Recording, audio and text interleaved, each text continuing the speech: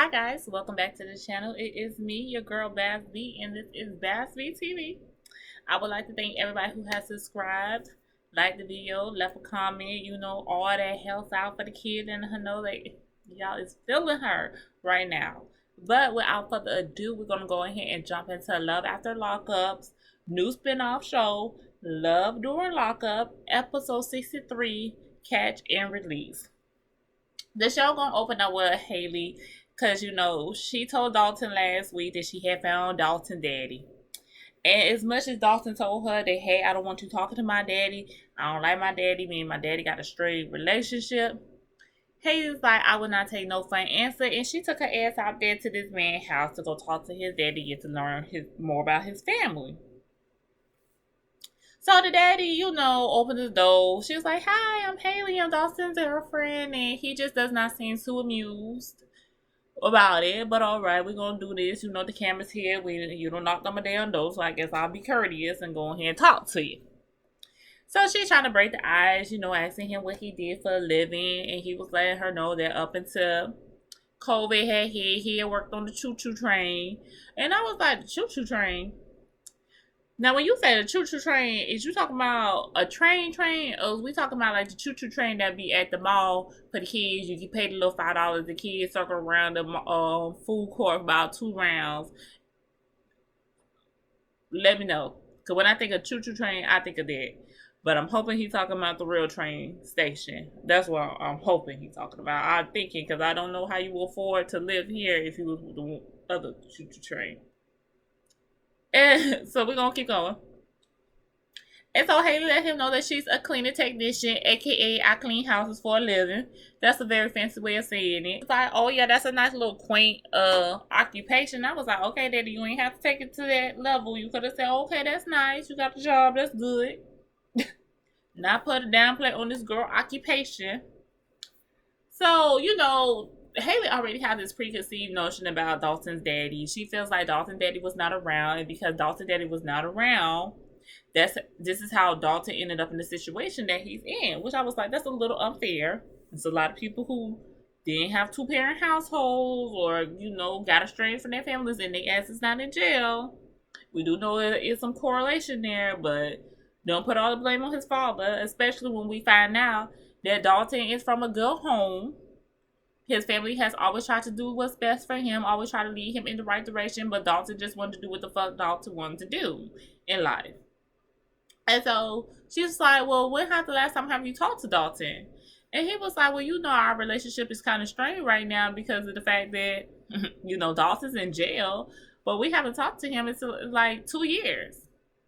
Now, mind you, Dalton been in jail for 2 years, so it gives me that, hey, I'm not doing a bid with you, son. I done told you time after time about your behavior. You keep doing what the hell you want to do, so I'm not helping you hold down no bid with you. That's what it's giving me. But I could be wrong because it's not my story, it's Dalton's story, and we got to keep watching until we find out who's telling the truth and who's lying. So they start to talk about Dalton getting out, because Dalton supposed to be getting out in a couple of weeks. And the daddy was like, yeah, we have it all set up. Dalton's going to come home with his family. We're going to help him get acclimated back into the real world, get him back on his feet, try to give him the best tools we can.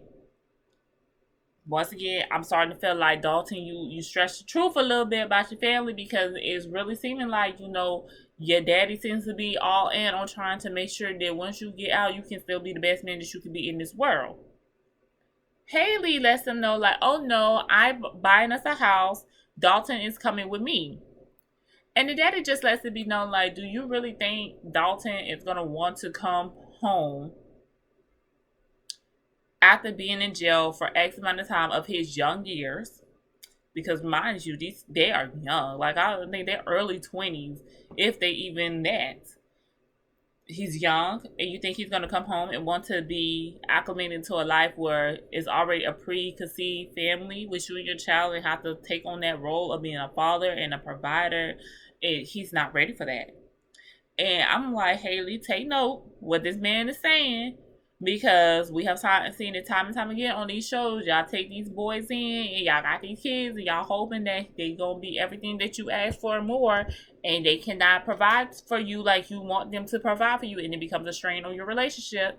But Hary is hell bent on this man coming home to her. So the daddy, he's like, Hary is the type of girl that Dalton will go for. Young, beautiful, and very impressionable. Like, he can really walk all over her, and that's what she giving. And I was like, Hary, and that is exactly what you giving in this whole situation. Like, you doing everything you can for this man. And I mean, some of the stuff also is benefiting you in a way because, buying a house is a very big step for you and your own child. But you're doing a lot of things to make sure that Dalton's life is set up. Later on, we did see her and her mom. She takes her mom out to see this house, and she announces to her mom, like, hey, this is my home. And I bought it. I got a house. I put my payment down for it. And let me tell you, it's like one of those houses. It's the trailer that they put on the bricks to make it like a house. I see it a lot here because I live in the South. And let me tell you, some of them can get very, very fancy. Like, I done been in some, and I'll be like, this looks better than some people's houses. But it's nice. It's a nice little starter home for her and her son. It had the black appliances. Y'all know we go big up for the black appliances. Now, we don't like the white ones. We want the black ones. So she had the black appliances. So I was like, okay, well, you picked out a nice home. And she's like, yeah, the mom was like, I'm so proud of you. This is such a great home for you and your son. And she's like, and Dalton. And the mama, and Dalton, I guess. And so the mama had to ask the question. You keep saying this is our home, our home, our home. Did you put that boy name on the deed? Like, did you put him as part owner of this house? And she was like, well, this is our home, and I just don't understand what will be the problem. She never answered the question fully, but the mom was like, listen, you don't need to give him something that you worked so hard for. Like, he can't come out, he can't provide for you and help you uphold his house, so why would his name be on there? And she was like, well, you can't expect him to get out of jail and be able to like start paying bills and stuff like that. Yes, you can. You can expect him to go down to a local job and go get one. I understand. I'm not sure. Is he a felon? I think he is. So I understand that sometimes it's hard for felons to get a job. But I have seen plenty of lists on Facebook saying jobs that will hire felons. And doctor from the Upper East Side, I'm sure he'd be fine. So don't let him come out this jail giving you no woe is me story. His ass needs to get it together. Even if it's for him just going down to the local McDonald's or the Burger King until he can get something better, and all he can do is afford for you to help you pay the lights and the water bill. He need to pay something up in this damn house. He don't need to be living up in here for free, especially when you have a son that's very impressionable in a situation. So the mom was like, you just don't want to lose everything you have, because what if this relationship don't work out? You don't know this man. In the midst of Hary trying to protest, Dalton calls. And she's so excited to let Dalton know, babe, I bought the house. I got our house. Well, we're set. Now, the way Dalton answered to that phone call was very off-putting to me. Dalton was not here for it. And you can hear in his voice, like, he was like, oh, for real? I thought we were just, talking. Like, Dalton was like, man, I was just kicking on his phone. I didn't know you was really going to go buy us a house for me to live in. Shit, I'm going back to my damn people house when I get up out of here. It's how Dalton was silent on that phone. But he eventually changed that tone up, because, I still ain't here for a while. I'm going to still need baby girl to be putting this money on me.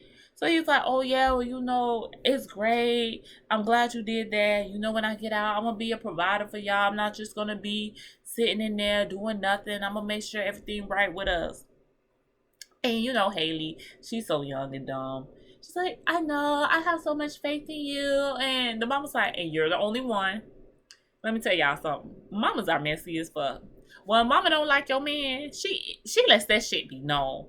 And I know for a fact, because my mama do it. And then when her mama hit her with that, I was like, girl, your mama is not for this boy at all. And so the mom was like, how do you even know he's going to even want to live here? Because I mean, you got a trailer. Like he's used to living in like these nice homes all his life. Like, what if he's not even gonna like it? And that guy hated thinking she did disclose, like, yes, when she first bought the house, because the house is a trailer, she was unsure if he was gonna like it, and she was a little nervous about it. And I'm looking like, Haley, first of all, a man in jail cannot be picky. I don't care where he from. That's his parents' shit, not his. He ain't had put in on none of that stuff over there. So do not feel bad about your home, whether it's a house, a trailer itself, or a trailer built to become the house. Don't feel bad. That was your money that you put up for it. It's nice for you and your son. And if he don't like it, bitch, guess what he can do? Kick rocks to his mammy house where he want to be in the first damn place. Then we had to move on to Indy and Hary. Indy and Hary ain't have shit going on. They on the little video chat. And I'm going to tell you this, Indy. I be trying to like you, but you doing too much. When you had your daughter on that FaceTime call with that man, calling that man daddy, that shit didn't sit right with me. It just did not sit right with me. First of all, you don't know Hary. You barely know his background. Because somebody who is known in jail for kidnapping, I don't give a fuck who he kidnapped. It could be a grown-ass man. Me having a child, it's just not going to work. I am a single mother myself, Indy, and I understand being a single mother is hard to date. It's hard to implement your kids into your new man's life. But let me tell you, your kids don't need to meet every man you meet. You need to let you and Hary figure things out. Once you and Hary figure things out and things seem to work out for y'all, then and only then do you implement your daughter life in there. Because all this spiritual husband shit is bullshit. And your child did not need to be calling that man daddy. I did not like that. You talk about her dad is a popcorn dad. He pops in and pops out. Okay, well, you introducing her to another popcorn man into her life because we don't know Hary. You ain't never met this man in real life. You ain't never even been to a visitation with him. You don't know him. So that means your daughter don't need to be knowing him. And y'all just don't understand, like, these kids get attached to these people, and it's just a constant heartbreak that you give your kids every time you introduce them to a new man in your life and things don't work out. Okay? So I'm gonna need you to go put that child down for a nap next time the phone call rings, or go turn on the YouTube, Blimpy on there for the kids. That's what she need to be doing. Out the room. So she starts to tell him, like, hey, I want to meet your mom and your sister before you get released, because Hary get released in a couple of weeks too. So she's like, I want to meet your mom and your sister. And he's just like, oh, there's no need for you to meet them. I don't have a good relationship with them. My family is just not like other people's families. Indeed. Let me explain something. Those red flags. Red flags. Find out what's wrong with his mama. If she ain't no crackhead, if she ain't no drug that prostitute, if she ain't no drugs, there's nothing. She was just a single mother making her way, doing what she can, run. Every man I had dealt with, they had mommy issues. Something was wrong with them. Something wrong with them. They have control issues. They have issues with you having things about your own self. They have issues with if you just don't coddle them all the time, or listen, it's a headache. Run as fast as you can. You cannot catch me. I am the gingerbread man. But I am curious, is Indy gonna pull a Haley move? Go ahead and contact the mama and the sister and find out what's going on. Because if she do, I'm gonna scold you about it, because the man said don't find out about his parents. And I really feel like you should just leave the man alone. But I will be here being nosy on Friday night trying to figure out what's going on. Next, we got Ty and Hary. Ty, hot mess, but we love her because she's giving us great TV at this point. Ty is out with her friends. They, it's girls now going to get us a little have a little some drinks or whatever. My favorite part of the time when I hook up with my friends. And Boston is still calling the phone. Like, she out with her friends and the phone is ringing. And I was like, Ty, you really making this a part of your storyline, because at what point Do we just block the number? Because let me tell y'all something. If I don't like you talking to me on my phone, you talking to me crazy, you aggravated the fuck out of me, guess what? Blocked. I'll block a person in a heartbeat. I blocked my baby daddy for over a year and forgot about his ass and was like, shit, you think you're going to get on my phone talking spunky with me? Blocked. I'm not playing with it. No. So, Ty friends is like, girl, this lady is blowing up your phone. She interrupting your life. All over a man in prison. This shit is not worth it. And I'm looking like, girl, even if he wasn't a man in prison, if he was a free man and it's another woman texting my phone, calling my phone constantly, talking about some, that's my man, we've been together for this many years, blah, blah, blah, blah, blah. I'm going to hear her story and I'm going to hear his stories. Let there be too many discrepancies.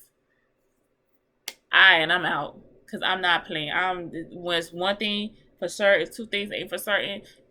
I'm in my 30s. I'm not letting nobody interrupt my peace. That was for my younger years. If you did not catch me in my early 20s to the mid 20s with the bull, you missed Tammy altogether because I'm not in the midst for it. I'm not doing it. No. So her friend was like, you going through all this for a man in jail. You know, I got me a real nice friend. His name Angel. I'm going to set y'all up on a date because that's a good man. You need to stop dating these men in these jails.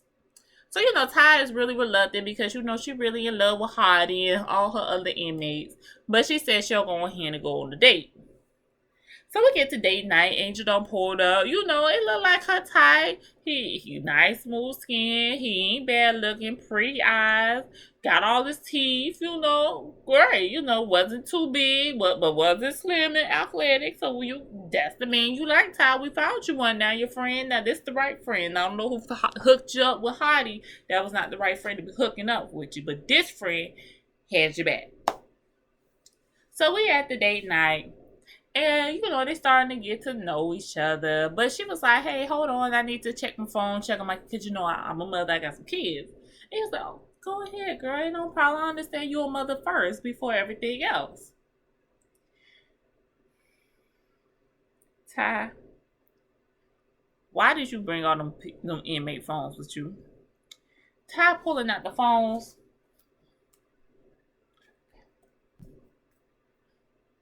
Because she had the flip phone, so that's me flipping up. Ty done pulled out 4 phones. So you know Angel looking like, what the fuck is up all these phones? So he asked him, like, why you got so many phones? And she's like, oh, you know, one for personal, one for business. And I'm looking like, okay, Ty, that's 2 phones. You done pulled out like 4. And so the man like, okay, but he's like, yeah, something ain't right. Like, what's up with a woman with more than one phone? That don't make sense. So then the phone start ringing. And ringing. And it's down Boston.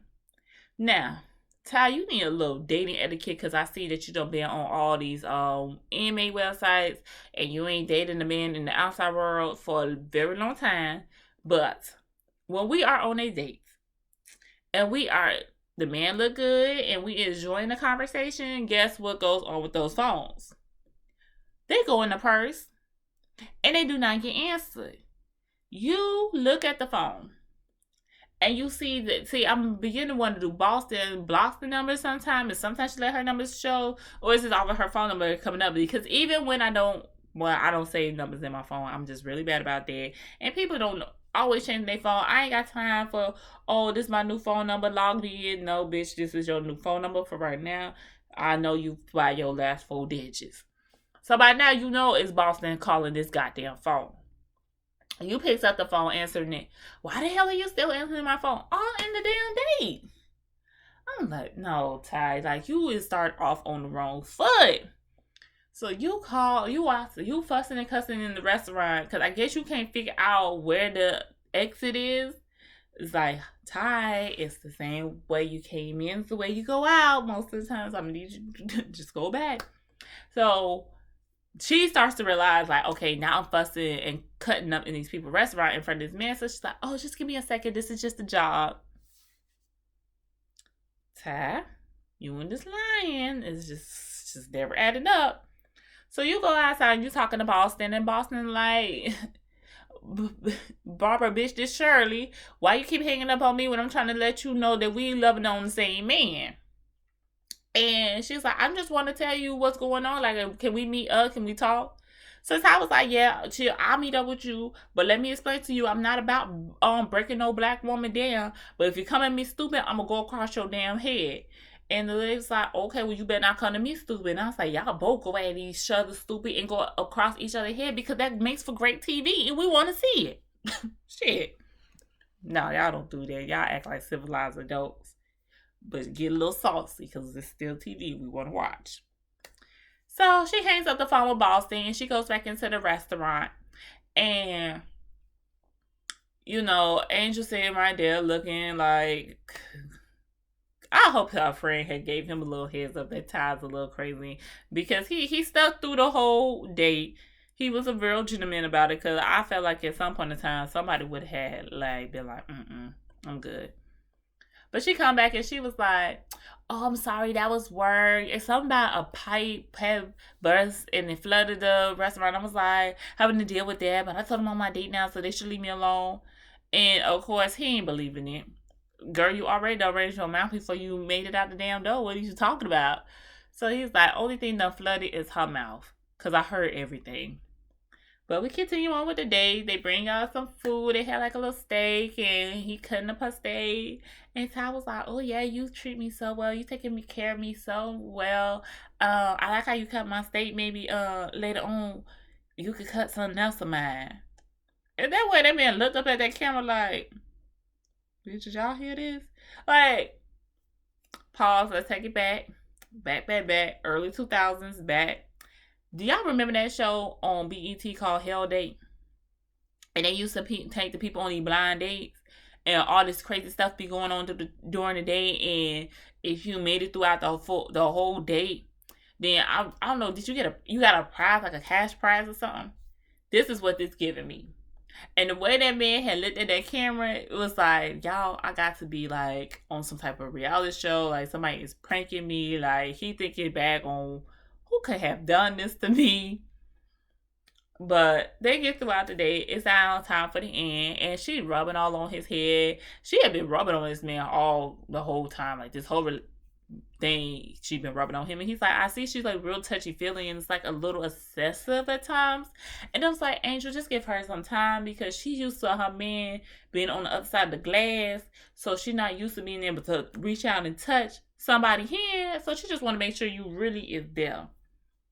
But she rubbing all on his head, they hugging, like they had like one of them little nice, oh, I'm feeling you type hugs, like the liquor flowing through me, you sexy, I'm sexy, we gon' Then they share a kiss, and I was like, well, this kiss a little steamy. I was like, okay, boy, seem like he know what he doing in that department, because I like me a good kisser. And I was like, that was one of them kisses that, you know, we really gotta let the night end right here. You know, we can have Netflix and a bottle of wine. Back at the house. But they go their separate ways. And Ty was like, I liked him. I think I would go on another date with him. But I really want to stick with my inmates because it's just more romantic with them. The romance is there better. And I can be in control of when things start and when things end. And I'm looking like, Ty, how? How is that more romantic? They can't take you out to eat. You can't touch on them and have this embrace that you got at the end of your date. You can't get that nice sexual kiss that you just got. Like, she gives me back with, like, when we was in high school and middle school and we used to pass notes back and forth to our boyfriends in between classes and we reading them and stuff like that. Like, that's what she gives me, that she lives into this fairyland. But once we had grew up and we actually was able to go on dates, we didn't want them fucking letters no more. We wanted to be able to go on our date with our man. We wanted to be able to go lay up with our man, cuddle, watch TV, all that. Like, don't nobody want to just keep communicating through letters. And, yeah, Ty, you don't let Angel slip away because he seemed like he a nice man. Next came on the screen was Satiba and Halsey. So Satiba out there, she about to go get her little sexy lingerie shoe on. I always wanted to do one of those. I think I'm gonna do one this year, like for my birthday. I'm gonna do one for myself. Have it for, in my room, hang it up somewhere for me. Have my little sexy day. So she in there because she about to do some pictures for Talsy. And she done did some little homemade pictures before. But she want to do something special for him. But she's a little nervous because, when you sending stuff to the jail, it goes through like 3-4 different people before it actually gets to that inmate. So, she be a little nervous about sending the pictures. So she asked the man, hey, I want him to be able to get my pictures. So, I'm very nervous about showing too much butt. My nipples or my titties showing. I can't let my hoo-ha show. And the photographer looking like, oh, baby, you ain't have to worry about that because we wasn't doing none of that. You don't have to worry about it. I'm looking like, Satiba, in order for you to have those type of pictures, you have to pay a little extra. So, it sounds to me that you ain't paid that fee. So, that man was like, I don't even know where you even thinking we about to have that problem. So, they going through the little photo shoot and her phone rings. And so, she stops in the midst of her photo shoot and go answer the phone for Talsy. And I was like, usually photo shoots is paid by the hour. Or the poses. So I'm guessing yours must have been by the poses and not by the hour because you just took up some time in your photo shoot to go talk to this man. That's costing you some money and some photo shoot time. Like, we trying to get the right picture now. But Talsy letting her know that, hey, I'm about to get out in a few weeks and I'm down here in Florida, so I'm about to be paroled to a halfway house here in Florida that I have to stay in for a few weeks before I can leave. So it really ain't no need for you to come down here and grab me because Satiba's in Georgia. So it's like, no need for you to come down here and come get me because I'm not going to be able to go back with you. I'm going to be at the halfway house, so I'm going to call you when it's time for me to leave the halfway house for you to come get me from there. Satiba feeling some type of way. She upset because she feels like I really wanted him to come to Georgia. I wanted to pick him up, bring him to Georgia, spend some time with him, and then I could take him back. And I'm looking like, Satiba, when you was watching that documentary about that woman marrying that man in jail, obviously you must have fell asleep in the middle of the episode because that's not how that worked. And you obviously ain't been watching Love After Lockup because we have all seen when it's time for them people to go to that halfway house. They only have a little bit of time between when they get out and when they have to go to that halfway house. Some have a little longer in between because they were released from the jail in time, so they got that couple of hours. But most of the time, they only have enough time to go have something to eat somewhere together, and I have to go straight to the halfway house. It's not no mid-vacation before I go there. So, I don't know why Satiba thought that she was going to be able to bring that man to Georgia, hang out with him for a little bit, and take him back to Florida. That was not going to work. Next up, we have Gabby. Gabby gives us some good TV, but Gabby is something problematic. Gabby and her friend out at the mall or whatever at the stores on a little shopping spree again with Chris's money. Once again, I want the calculator to come out for us to calculate how much money is left because y'all done blew through that settlement money. I know y'all have. It's no way in hell there's something left. Not with the stuff that you done told us, and from what I can calculate, got to be down to zero. So she's talking about his mama and talking about how his mama really don't have it out for her because she feels like that she's a gold digger. Gabby, you are a gold digger. One, but you fell in love with the guy that you was tricking off of, so that works out for you. But yeah, just hold your title. It's not your problem that man keep giving you all his goddamn money, but you is taking it, and that's how his family has an impression of you. So she calls the mama because she, trying to figure out if she heard anything from Chris. And the mama's like, yeah, he's about to get out in a couple weeks. We all gonna go up there, go pick him up and this and that. So now Gabby feeling some type of way because Gabby's like, well, what you mean? Ain't nobody told me nothing. I was supposed to ride with y'all, so when was y'all planning on telling me that he was about to get out? I haven't heard from him since he been in the hole. So this was another thing that I was like, this money had to be running out because Chris in the hole because you stole somebody else's phone time to talk to Gabby and got caught. So I was like, okay, you got all this money, this secret stash and all this. Why he stealing people's phone time to talk to you? Why he ain't got no money on his books so he can talk to you? But we're going to press on. So the mom was like, well, I ain't told you because you always act like you know everything. So I thought you already knew. So she was like, okay, well, I'm going to come down so we can all ride together so I can go pick him up. And she was like, yeah, me and his mama going to be racing to go see him. And I know I'm going to beat her because, of course, duh. And I'm going to get to him first. So the mama ain't really trying to hit Gabby ass. And she was like, oh, well, whatever. But you know he gonna be paroled back to the house because he been away for like 6 years.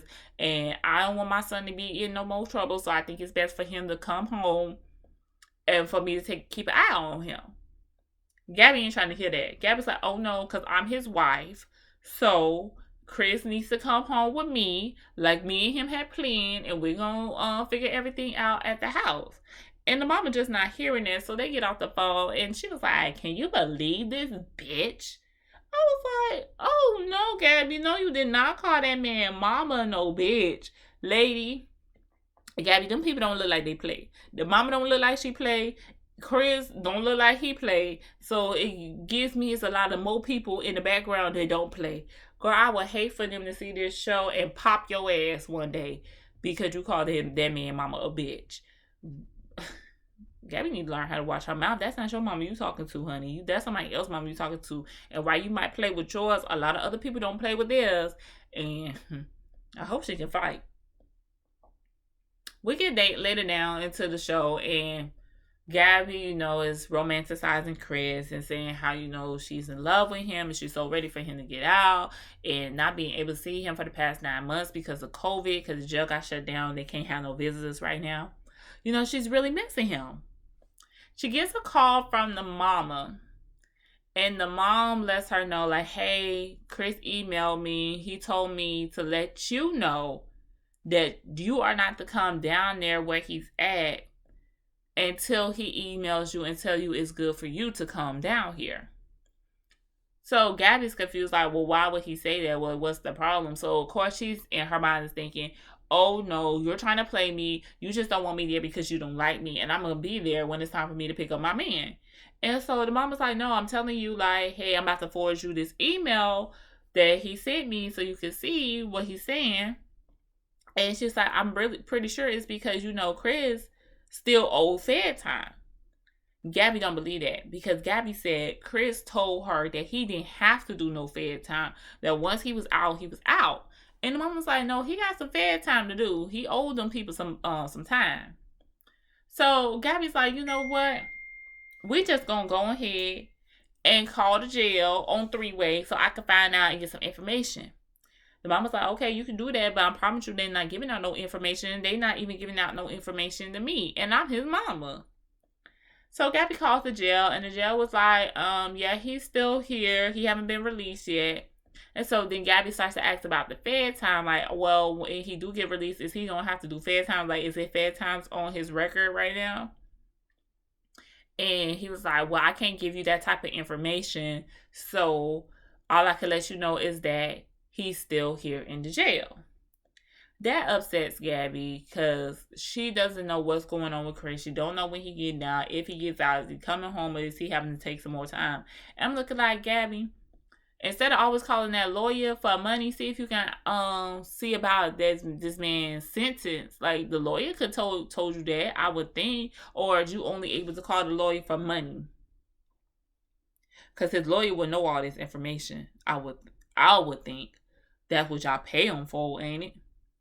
So Gabby's upset. She runs in the bathroom because she's crying because, she's just like, she's so ready to see Chris. She wants him to come home. And this is what made me really feel like Gabby really do love Chris. Like, it's more than about the money that he was able to afford to give her. Like, this girl has actually fallen in love with this man. So, my heart melted just a little bit for her, but not too much because she's problematic. But then Gabby starts to think to herself, like, what if Chris don't want me to come down there because there's another girl in the mix that's going to be there to pick him up? And I was like, Gabby, not any other time I would have thought the same damn thing. I would have thought that. But something to me is saying he already gave you a very big bulk of money. Now, with him needing to do some fair times, Chris might have had a little more extra money somewhere else, how the rest of the yams at my auntie house type shit going on. So maybe he has some money stuff under the mattress somewhere. But if you're getting this bulk of the money and you are essentially would have been the side chick, if there's another woman involved, then that gives me that it has to be even more money that I had to get my main girl. So that's why I don't think it's another girl in the mix. I think it really is that he has fed time to do, and there's no need for me to bring you out here for you to just see me get taken away somewhere else. And I lied to you to keep you here with me this whole time, thinking that it was only going to be for just a little while longer, when actually I have to do another bid. And last but not least, we have Max and Tara. Max is something weird. He a little funny looking too. I didn't realize it at first, but the more I was looking at him this episode, I was like, he a little off looking. But we're going to keep going. Max went to his friend's house because he's tired of Alyssa's ass right now. Alyssa is becoming too attached to him. She's too concerned about his relationship with Tara. She want to figure out why he can't have a real relationship with her, and he just not here for it. So he hiding out at the friend house. So while he over there, the friend's like, so what's up with you? Like, why are you looking so sad? And he's like, man, Tara done left me, man. She done ghosted me, and I don't understand what's going on. And we did learn a little more about Tara this episode. Tara apparently went to Valdosta State. All right, that was my stomach ground. You know, I graduated from out there too. She was an athlete that ended up getting hurt and ended up abusing her pain medication, and that's how she got hooked on drugs. And he's just telling his friend, like, I don't understand what I could have said wrong to her. So now, you know, Max had been looking at the emails all these times that him and her had shared back and forth to each other through the county jail system thing. So he's like, well, maybe you can look at them and see what I might have went wrong. When he lost onto the thing, everything is gone. Like, Tara is completely wiped out of the system. So he was like, well, what's going on? Like, I don't want to seem like a stalker, but maybe I should call the jail and see what information they can give me. So that's exactly what he do. He called the jail, and the jail people is like, well, who are you to her? He was like, well, I'm just a friend. I was trying to email her and call her, but I can't communicate with her through the site, so I'm just trying to figure out what's going on. So they get to typing on the little computer, and that's when they pulled up and like, oh yeah, cause Tara gone. Yeah, she was released. And he was like, what you mean she was released? They was like, yeah, she was released like sometime this month. So meaning that girl been released. Like, probably since you haven't heard from her, that girl been out of jail. Which means she just took what she could from you, which we never knew. Did Max give her money? But it gives me Max have gave her money, because it had you two upset about this. For it to just been conversations and you had not helped her out any type of way financially. So he's just heartbroken. And the friend's like, you know, like, get past it. Like, you still got Alyssa at the house, bro. And Alyssa ain't no ugly girl to begin with. So what's the problem? But he's like, I'm just like, I don't understand. Like, why would she not talk to me? Like, why would she ghost me like that? I was like, because, Max, she don't need you no more. Honey, she went back to doing whatever she was doing. Hopefully not drugs. But she particularly just don't need you anymore. And you just need to get over it. Maybe now you need to look deep into your relationship with Tara. Maybe there's more to it than a business financial thing for y'all. Maybe y'all could really have something there. Well, that was it for that episode, guys. I hope you enjoyed it. Don't forget to like, comment, and subscribe. And until next time, bye.